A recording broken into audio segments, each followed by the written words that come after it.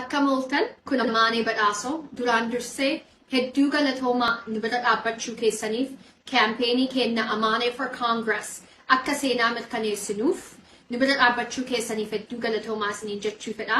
Waan lama isin gaafachuu fedha. Tokkoffaa amaneeforcongress.com/caucus deemaa namni districtii 4 keessa jiraatu akka vootii nuuf gootan Democratic Party endorsementii waan feenuuf delegate yookiin alternate for Amaanee for Congress jettanii akka nu bira dhaabbattan isin gaafachuu fedha. Itti aanee immoo lammaffaa volunteer campaigning keenya deeggarsa keessaniif jaalala keessaniin bakka kana ga'ee akka amma deemnee seenaa mirkaneessinu United States Congress akka isin nu ergitaniif nu bira dhaabbadhaa, especially guyyaa ja'a kana ka hafee February 1st osoo hin gahin deeggarsa baay'een barbaachisaa.